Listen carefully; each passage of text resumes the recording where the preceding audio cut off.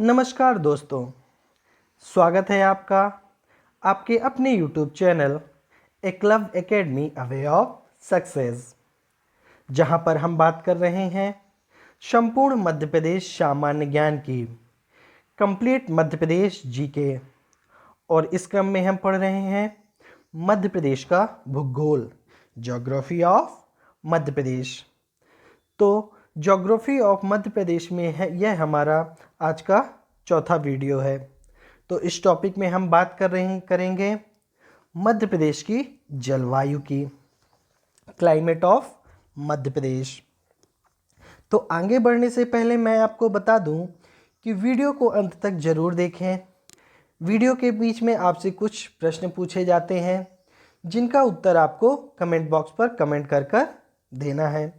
उनमें से जिनका भी आंसर सही होगा उन दो लोगों का नाम मेरे अगले वीडियो में आएगा। तो मैं आशा करता हूँ आप सभी लोग प्रश्नों का उत्तर ज़रूर देंगे। तो जिन्होंने वीडियो को अभी लाइक और सब्सक्राइब नहीं किया तो जल्दी से वीडियो को लाइक और सब्सक्राइब कर दें और वीडियो को ज़्यादा से ज़्यादा लोगों के पास शेयर कर दें ताकि वीडियो ज़्यादा से ज़्यादा लोगों तक पहुंच पाए और ज़्यादा से ज़्यादा लोगों को जानकारी प्राप्त हो पाए। और बेल आइकन दबाना ना भूलें ताकि नए नए वीडियो के अपडेट्स आपको मिलते रहें। तो चलिए एक बार हम देख लेते हैं कि अभी तक हमने क्या क्या पढ़ा है और आगे हमें क्या पढ़ना है।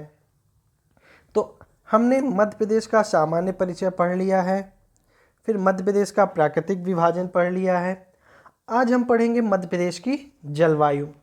मध्य प्रदेश के सामान्य परिचय में हमने मध्य प्रदेश का विस्तार, उसके नाम, उसके पड़ोसी राज्यों के नाम, मध्य प्रदेश का गठन, बाह्य गठन, आंतरिक पुनर्गठन, मध्य प्रदेश का वर्तमान स्वरूप, फिर राज्य पक्षी, राज्य पुष्प, राज्य पक्षी, राज्य वृक्ष, राज्य खेल, राजकीय चिन्ह आदि सब के बारे में हमने जानकारी प्राप्त की है। फिर मध्य प्रदेश के प्राकृतिक विभाजन में हमने मध्य प्रदेश के प्राकृतिक विभाजन में बताया था कि मध्य प्रदेश आपका जो है गोंडवाना लैंड का हिस्सा है। फिर मध्य प्रदेश को भौगोलिक दृष्टि से तीन भागों में विभाजित किया गया है। कौन कौन से भाग हैं? तो मध्य उच्च प्रदेश, सतपुड़ा मैकल श्रेणी और बघेलखंड का पठार। मध्य उच्च प्रदेश को फिर 5 भागों में डिवाइड किया गया है। मध्य भारत का पठार, नर्मदा सोन घाटी, मालवा का पठार, रीवा पन्ना का पठार और बुंदेलखंड का पठार। जो आपकी सतपुड़ा मैकल श्रेणी है वो अलगातार श्रेणी है, जैसे उसमें हो गया राजपीपला, ग्वालीगढ़, मैकल और महादेव पहाड़ी। और जो बघेलखंड का पठार है उसे पूर्वी पठार भी कहते हैं। इनके बारे में हमने इनका विस्तार जाना है, फिर इनका क्षेत्र जाना कि मध्य प्रदेश के कितने कितने क्षेत्र में फैला है। जैसे कि आपका मालवा का पठार मध्य प्रदेश में सर्वाधिक क्षेत्र पे फैला है, 28% भाग में। फिर हमने जाना यहाँ के उद्योग क्या क्या हैं, दार्शनिक स्थल क्या क्या हैं, खनिज क्या क्या पाया जाता है यहाँ पे, आदि सारी जानकारी हमने यहाँ से प्राप्त की। अब हम मध्य प्रदेश की जलवायु के बारे में पढ़ेंगे आज। फिर उसके बाद हम मध्य प्रदेश की मृदा, मध्य प्रदेश की कृषि, मध्य प्रदेश की नदियाँ एवं बहुउद्देशीय परियोजनाएँ, जो कि सबसे इम्पोर्टेंट टॉपिक होता है किसी भी ज्योग्राफी के किसी भी पार्ट का। फिर वन पढ़ेंगे, खनिज संपदा पढ़ेंगे, राष्ट्रीय उद्यान एवं अभ्यारण्य पढ़ेंगे, जनसंख्या, जनजाति एवं परिवहन। तो चलिए वीडियो को शुरू करते हैं आज के टॉपिक को, जो हमारा टॉपिक है मध्य प्रदेश की जलवायु। तो टॉपिक शुरू करने से पहले हम एक बार जान लेते हैं कि जलवायु होती क्या है। तो जलवायु कृषि वृहद विस्तृत क्षेत्र का औसत मौसम होता है जो कि एक लंबे समय से बना रहता है। मौसम की दशाओं के अंतर्गत तापमान, वर्षा, आर्द्रता, वायु दाब, वायु दिशा, वायु विक्षोभ आदि तत्वों की औसत दशा ज्ञात की जाती है। जलवायु किसी वृहद क्षेत्र का विस्तार है, मतलब जो जलवायु है किसी एक बहुत बड़े क्षेत्र की सामान्य होती है, ठीक है ना। जैसे आपके भारत की जलवायु है तो कैसी जलवायु है? उष्णकटिबंधीय मानसूनी जलवायु है। तो इसमें जो भारत के सभी राज्य आएंगे इसमें लगभग सभी जगह की जलवायु क्या होगी? एक समान होगी, क्योंकि जो जलवायु होती बहुत बड़े क्षेत्र में होती है और इसे बदलने में ये 1 या 2 दिन में नहीं बदल जाती या साल या 2 साल में नहीं बदल जाती। जलवायु परिवर्तित होने के लिए हजारों सैकड़ों वर्ष लग जाते हैं। अब आपको यहीं जलवायु और मौसम में अंतर समझना है कि क्या होता है। जलवायु आपको समझ में आया, अब मौसम देखते हैं क्या होता है। किसी निश्चित क्षेत्र या अल्प क्षेत्र की वायुमंडलीय दशाओं को मौसम कहते हैं। किसकी? वायुमंडलीय दशाओं की, जो एक ही दिन में कई बार परिवर्तित देखने को मिलते हैं। जलवायु क्या होती है? औसत मौसम की, औसत मौसम होता है, और मौसम क्या होता है? औसत वायुमंडलीय दशाएं होती हैं, ठीक है ना। वायुमंडलीय दशाएं कैसे? आप लोग देखते हैं बरसात के दिनों में कि एक ही क्षेत्र में 1 किलोमीटर पहले बारिश हो रही है, फिर 1 किलोमीटर बाद बारिश नहीं हो रही, फिर वहीं पे कहीं पे धूप निकली है और कहीं पे बादल हो रही है। तो आपको एक ही क्षेत्र में, एक छोटे से क्षेत्र में अलग अलग जगह पे अलग अलग मौसम देखने को मिलते हैं कि नहीं। तो मौसम क्या होता है? एक दिन में या कुछ समय में ही कई बार देखने को मिल जाता है। एक ही दिन में अलग अलग मौसम देखने को मिलते हैं। जैसे कि अभी कुछ दिनों पहले ठंड में आपको देखने को मिल रहा था, सुबह ठंड, फिर मॉर्निंग में गर्मी, फिर शाम टाइम बारिश, फिर रात में फिर ठंड। तो एक ही दिन में चारों मौसम देखने को मिल रहे थे। अभी आपको कुछ दिनों पहले यहाँ पे बारिश हुई, गर्मी के मौसम में बारिश देखने को मिली। तो मौसम क्या होता है? एक ही दिन में एक क्षेत्र में कई प्रकार के मौसम देखने को मिल जाते हैं। फिर मौसम जहाँ कुछ दिनों या घंटों में बदल सकता है, वहीं जलवायु बदलने में सैकड़ों हजारों साल का समय लगता है।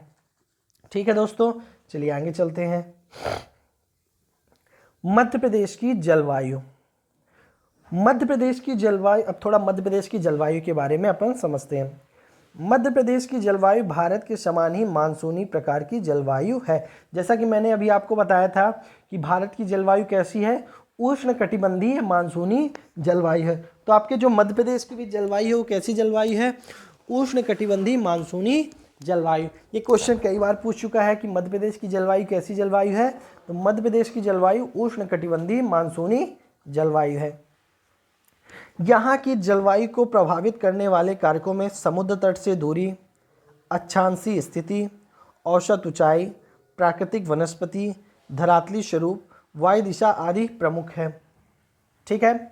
मध्य प्रदेश में 21 डिग्री की समताप रेखा राज्य को उत्तरी एवं दक्षिणी दो भागों में विभाजित करती है, जिसके कारण उत्तरी भाग का तापमान अधिक जबकि दक्षिण भाग का तापमान कम रहता है।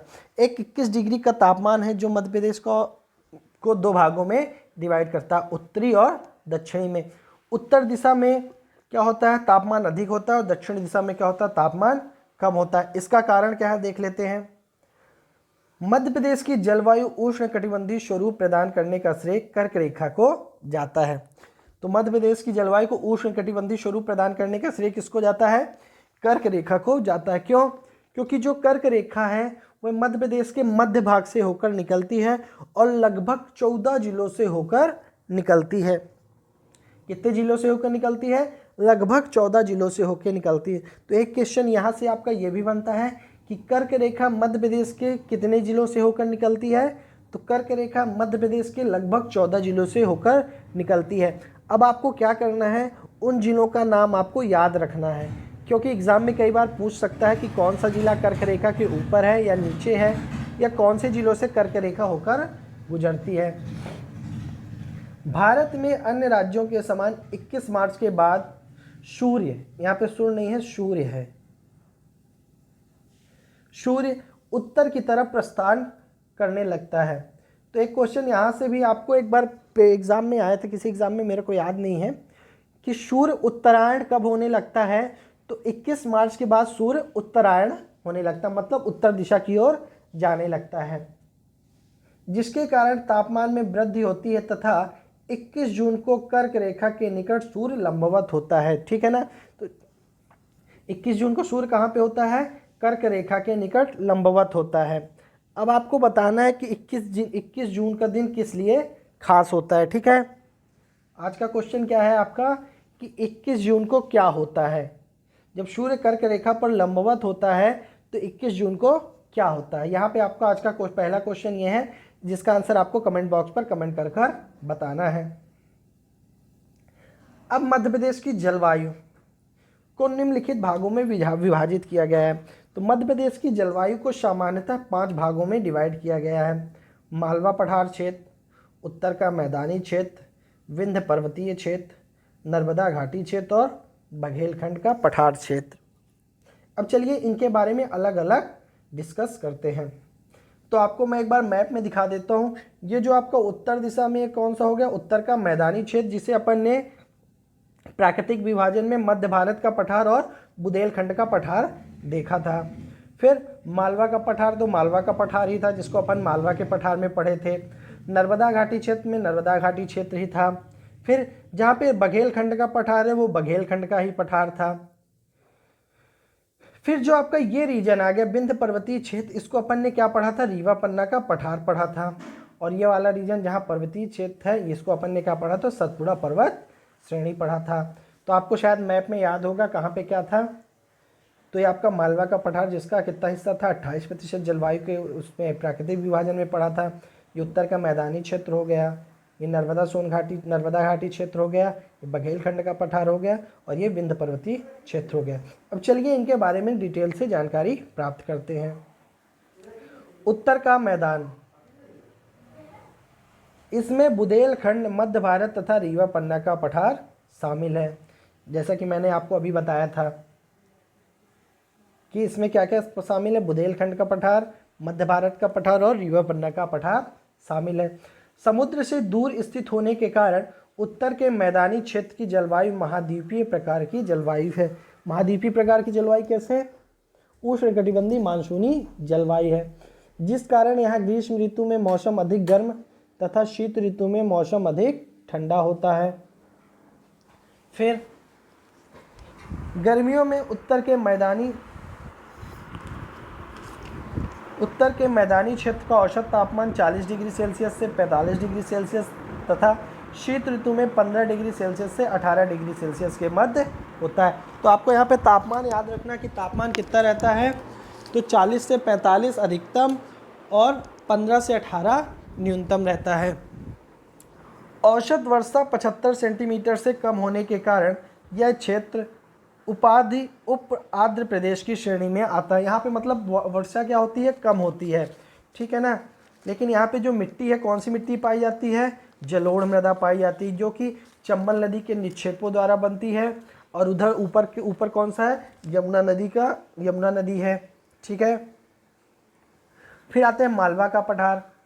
सम जलवायु होने के कारण मालवा क्षेत्र में ग्रीष्म ऋतु में ना तो अधिक गर्म होती है और शीत ऋतु में ना अधिक ठंड होती है। सम जलवायु मतलब ना तो अधिक गर्मी पड़ती है और ना ही अधिक ठंड पड़ती है। मालवा क्षेत्र का औसत तापमान गर्मियों में 40 डिग्री सेल्सियस से 42 डिग्री सेल्सियस तथा सर्दियों में 10 डिग्री सेल्सियस से 15 डिग्री सेल्सियस के मध्य रहता है। फिर आज का आपका दूसरा क्वेश्चन है कि किस चीनी यात्री ने मालवा की जलवायु को सबसे सुखद जलवायु कहा था। तो दूसरा क्वेश्चन क्या है, किस चीनी यात्री ने मालवा की जलवायु को सबसे सुखद जलवायु कहा था। इसका आंसर आपको कमेंट बॉक्स पर कमेंट करके बताना है। यहाँ पर अरब सागर के मानसून का प्रभाव रहता है। इन्हीं मानसून पवनों के द्वारा इस क्षेत्र में सर्वाधिक वर्षा होती है। तो मालवा के पठार में किस मानसून से सबसे ज़्यादा वर्षा होती है, तो अरब सागर के मानसूनी पवनों से सबसे ज़्यादा वर्षा होती है। मानसूनी पवनों के दक्षिण पूर्व क्षेत्र से उत्तर पूर्व की ओर बढ़ने पर यहाँ वर्षा की मात्रा घटती जाती है। जैसे जैसे मानसून ऊपर की ओर चढ़ता जाता है वैसे वैसे वर्षा की मात्रा कम होती जाती है। अब विंध्य पर्वतीय क्षेत्र, इस पर्वतीय क्षेत्र में समजलवायु पाई जाती है। यहाँ भी समजलवायु पाई जाती है। ना अधिक गर्मी में गर्मी पड़ेगी, ना अधिक ठंड में ठंड पड़ेगी।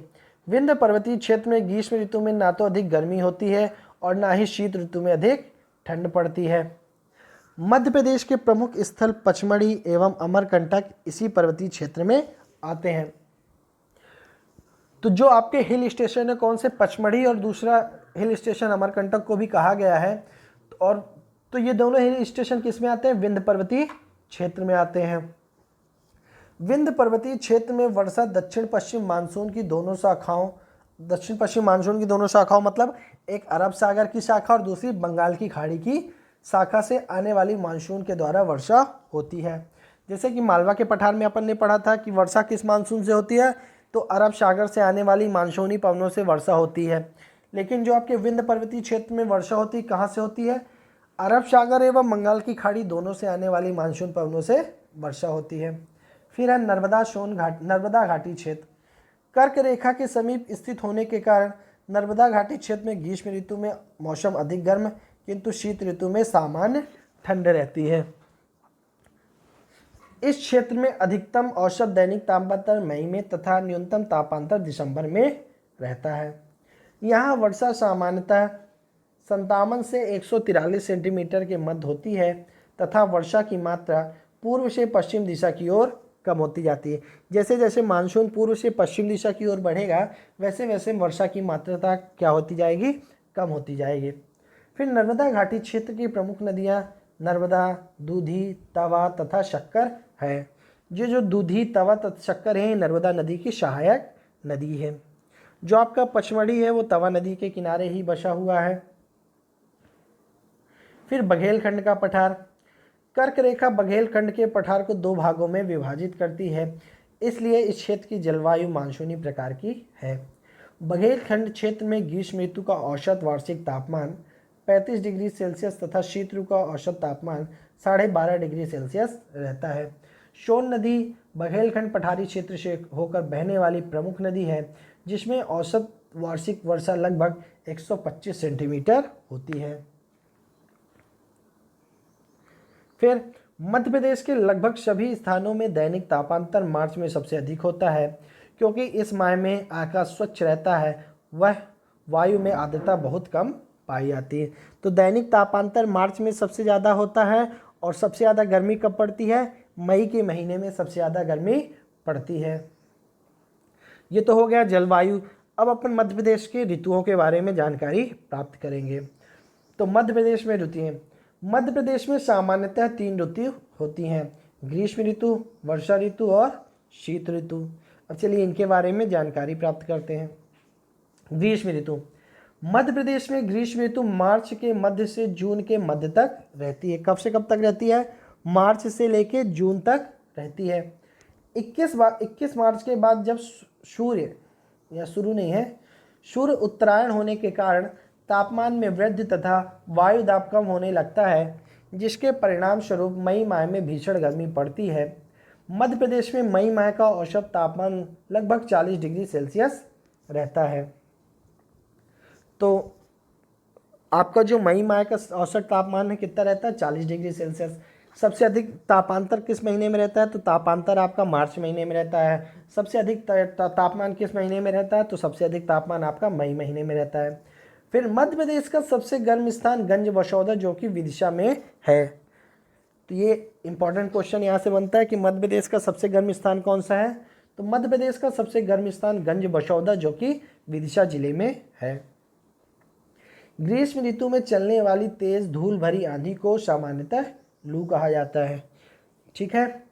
स्थानीय भाषा में मध्य प्रदेश में ग्रीष्म ऋतु को यूनाला कहा जाता है। ये क्वेश्चन कई बार पूछ चुका है कि ग्रीष्म ऋतु को क्या कहा जाता है, शीत ऋतु को क्या कहा जाता है। तो आपको यहाँ से रखना है ग्रीष्म ऋतु को क्या कहा जाता है, यूनाला कहा जाता है। अब आते हैं शीत ऋतु में। मध्य प्रदेश में शीत ऋतु का प्रारंभ अक्टूबर से होकर मध्य मार्च तक रहता है तथा सर्वाधिक ठंड दिसंबर से जनवरी माह के मध्य पड़ती है। तो शुरू कब से होता है, अक्टूबर से शुरू होता है और मार्च तक रहता है, लेकिन सबसे अधिक ठंड कब पड़ती है, दिसंबर और जनवरी में ठंड पड़ती है। मध्य प्रदेश में कर्क रेखा के उत्तर में स्थित प्रदेश में सर्वाधिक ठंड होती है। जो कर्क रेखा के उत्तर साइड जिले पड़ते हैं उनमें क्या होती है, ठंड ज़्यादा पड़ती है। इसलिए आपको मध्य प्रदेश का मैप याद रखना पड़ेगा कि कर्क रेखा कहाँ से गुजरती है, कर्क रेखा में पड़ने वाले ज़िले कौन कौन से, उसके उत्तर में कौन से ज़िले हैं और उसके दक्षिण में कौन से ज़िले हैं। पश्चिम विक्षोभ के कारण शीत ऋतु में मध्य प्रदेश में उत्तरी पश्चिमी क्षेत्रों में हल्की वर्षा होती है, जिसे स्थानीय भाषा में मावट कहते हैं। ठीक है, तो याद रखिएगा ये क्वेश्चन पूछ चुका है कि शीत ऋतु में होने वाली वर्षा को क्या कहते हैं, तो शीत ऋतु में होने वाली वर्षा स्थानीय भाषा में क्या कहते हैं, मावट कहते हैं। मध्य प्रदेश में शीत ऋतु को सियाला कहते हैं। तो आपको यहाँ से कैसे याद रखना है, सा से शीत और सा से सियाला। तो शीत ऋतु में सियाला और ग्रीष्म ऋतु को यूनाला कहते हैं। ठीक है। वर्षा ऋतु, मध्य प्रदेश में वर्षा ऋतु का आगमन मध्य जून से प्रारंभ होकर मध्य अक्टूबर तक रहता है। इस क्षेत्र में वर्षा दक्षिण पश्चिम मानसून की दोनों शाखाओं अरब सागर एवं बंगाल खाड़ी से आने वाली मानसून के द्वारा होती है। तो आपको यहाँ पे एक क्वेश्चन और बनता है कि मध्य प्रदेश में वर्षा कौन से मानसून से होती है, तो मध्य प्रदेश में वर्षा दक्षिण पश्चिम मानसून से होती है। कौन से मानसून से होती है? दक्षिण पश्चिमी मानसून से होती है। मध्य प्रदेश के पूर्वी भाग में पश्चिमी भाग की अपेक्षा वर्षा अधिक होती है। तो जो आपका पूर्वी भाग है वहाँ वर्षा अधिक होती है, जो पश्चिमी भाग है वहाँ पे वर्षा कम होती है। मतलब पूर्व से पश्चिम दिशा की ओर जैसे जैसे बढ़ेंगे वैसे वैसे वर्षा की मात्रा क्या होती जाएगी? कम होती जाएगी। मध्य प्रदेश में सर्वाधिक वर्षा पचमढ़ी तथा सबसे कम वर्षा भिंड में होती है। ये दोनों चीज़ें आपको याद रखनी है कि सर्वाधिक वर्षा कहाँ होती है और सबसे कम वर्षा कहाँ होती है। भौतिक संरचना में विभिन्नता के कारण मध्य प्रदेश में औसत वार्षिक वर्षा में स्थानीय भिन्नता पाई जाती है। यहाँ के पहाड़ी और पठारी क्षेत्रों में अधिक वर्षा होती है। मध्य प्रदेश में वर्षा ऋतु को चौमासा कहते हैं। तो तीन नाम स्थानीय नाम याद रखते हैं। ग्रीष्म ऋतु को यूनाला, शीत ऋतु को सियाला और वर्षा ऋतु को चौमासा कहते हैं। तो आपने आज क्या क्या पढ़ा? आज हमने जलवायु पढ़ा। जलवायु को 5 भागों में बांटा गया था। कौन कौन से? उत्तर के मैदानी पठार, नर्मदा घाटी, मालवा क्षेत्र, बघेलखंड का पठार और एक और था। इन क्षेत्रों में अपन को इस मध्य प्रदेश की जलवायु के बारे में पढ़ा। फिर अपन ने क्या पढ़ा? मध्य प्रदेश में ऋतुएं पढ़ा, जिसमें ग्रीष्म ऋतु, वर्षा ऋतु और शीत ऋतु के बारे में जानकारी प्राप्त की। तो आज का वीडियो यहीं तक था। तो दोस्तों अगर वीडियो पसंद आए तो प्लीज़ उसे लाइक और सब्सक्राइब कीजिए और वीडियो को ज़्यादा से ज़्यादा लोगों पे को शेयर कीजिए। और वीडियो में पूछे गए प्रश्नों के उत्तर ज़रूर कमेंट बॉक्स में कमेंट करके दीजिए। थैंक यू दोस्तों।